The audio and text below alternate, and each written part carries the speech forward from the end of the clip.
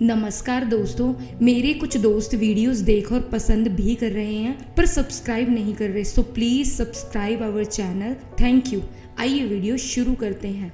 ओशो कहते हैं इस्लाम उस परंपरा का हिस्सा है जिससे यहूदी और ईसाई धर्म पैदा हुआ। उसे इब्राहिम का धर्म कहते हैं। इब्राहिम का बेटा था इस्माइल। इब्राहिम को दूसरी पत्नी सारा से एक बेटा हुआ इसाक। सारा के सौतेलेपन से इस्माइल को बचाने की खातिर इब्राहिम इस्माइल को लेकर अरेबिया के एक गांव मक्का चले गए। उनके साथ एक इजिप्ट का गुलाम हगर भी था। इब्राहिम और इस्माइल ने मिलकर काबा का पवित्र आश्रम बनाया। ऐसा माना जाता था कि काबा आदम का मूल आशियाना था। काबा में एक पुराना धूमकेतु गिरकर पत्थर बन गया था। कुरान के जिक्र के मुताबिक अल्लाह ने इब्राहिम को हुक्म दिया कि काबा को तीर्थ स्थान बनाया जाए। काबा में बहुत सी पुरानी मूर्तियां भी थी जिन्हें अल्लाह की बेटियां कहा जाता था। उन देवताओं को काबा के पत्थर से ताकत मिलती थी। मुस्लिम परंपरा कहती है कि वह इलाका अज्ञान के युग में डूबा रहा क्योंकि वह इब्राहिम के दर्शन से दूर हट गया। सदियां गुजरी और उस इलाके में रहने वाली एक जमात में एक लड़का पैदा हुआ जिसका नाम मोहम्मद था। पैदा होने से पहले ही उसके वालिद का इंतकाल हो गया और बचपन में मां मर गई। एक चरवाहों की टोली की स्त्री ने उसकी परवरिश की। मोहम्मद जैसे ही जवान हुआ अपने चाचा के पास लौट आए और उनके साथ घूमने लगे। सफर के दौरान सीरिया की ओर बढ़ते हुए एक ईसाई पादरी की नज़र उन पर पड़ी और उसने मोहम्मद की गहरी आध्यात्मिकता को पहचान लिया। मोहम्मद और उनके चाचा एक अमीर, खूबसूरत और अक्लमंद स्त्री की सेवा में थे जिसका नाम खदीजा था। मोहम्मद ने खदीजा का कामकाज इतने बेहतरीन ढंग से संभाला कि खुश होकर खदीजा ने उससे निकाह कर लिया। उस वक्त मोहम्मद 25 साल के थे और खदीजा 40 साल की। काबा पर चल रही बुत प्रस्ती से तंग आकर कुछ लोग इब्राहिम के एक ही अल्लाह वाले धर्म की अभिप्सा कर रहे थे। उन्हें हुन्नाम कहा जाता था। मोहम्मद भी उनमें से एक थे। मोहम्मद का असूल था कि वह हर साल रमज़ान के महीने में मक्का के करीब हीरा की पहाड़ी पर अपने परिवार के साथ एक गुफा में जाकर रहते थे और ध्यान में समय बिताते थे। मोहम्मद जब 40 बरस के हुए तब की बात है। रमज़ान के आखिरी दिनों में घटना घटी। वे या तो सोए हुए थे या फिर तंद्रा में थे। तब उन्होंने एक आवाज़ सुनी, पढ़।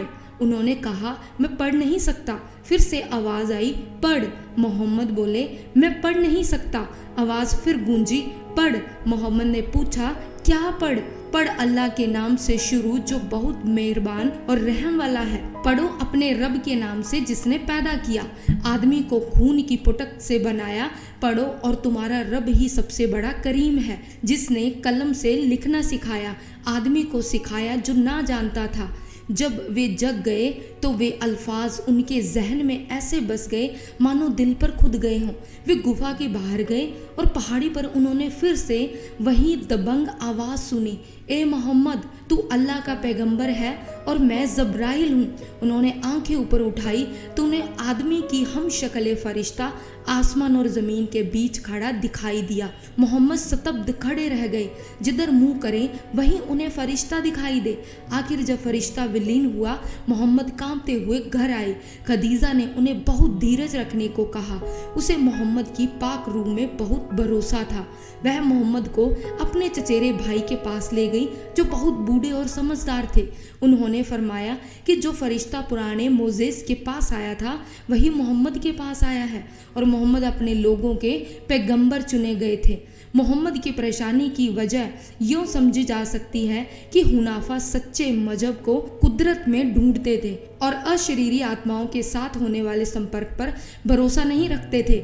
मोहम्मद यह नहीं समझ पा रहे थे कि उन्होंने देखा हुआ फरिश्ता अच्छा है या बुरा।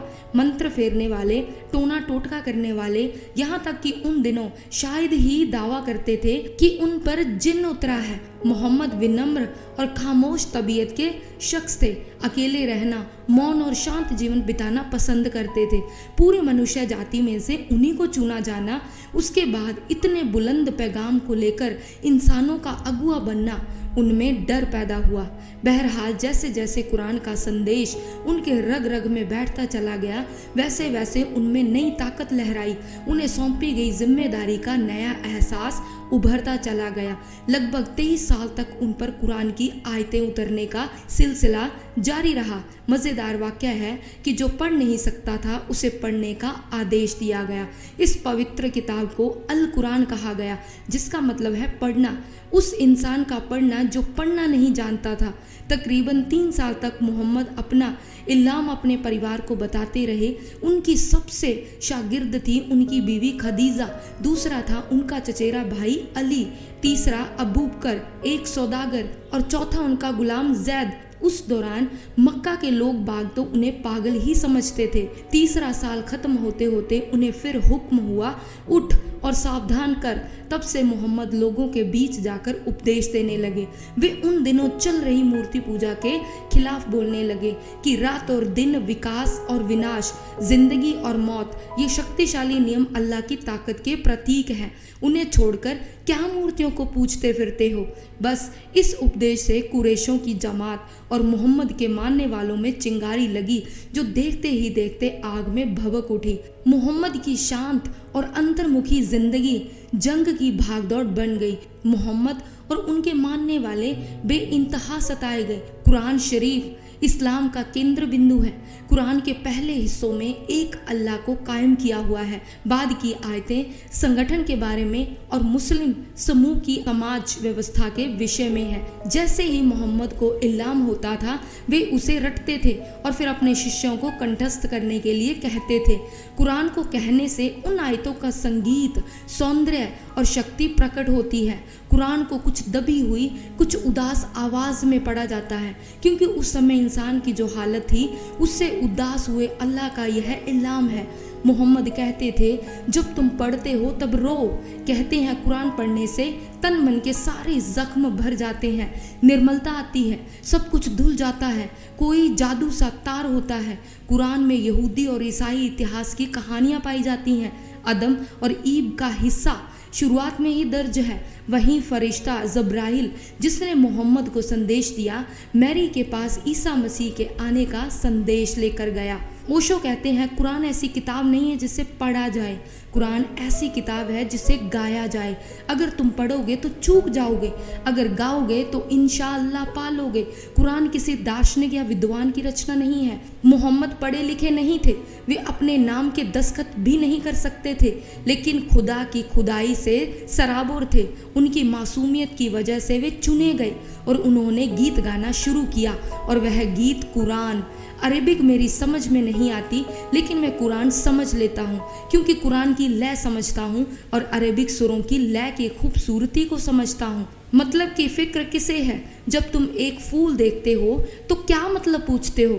फूल का होना काफ़ी है, आग की लपट काफ़ी है, उसकी खूबसूरती ही उसका मतलब है, उसकी अर्थहीनता अगर लयबद्ध है तो वही उसका अर्थ है। कुरान वैसी ही है।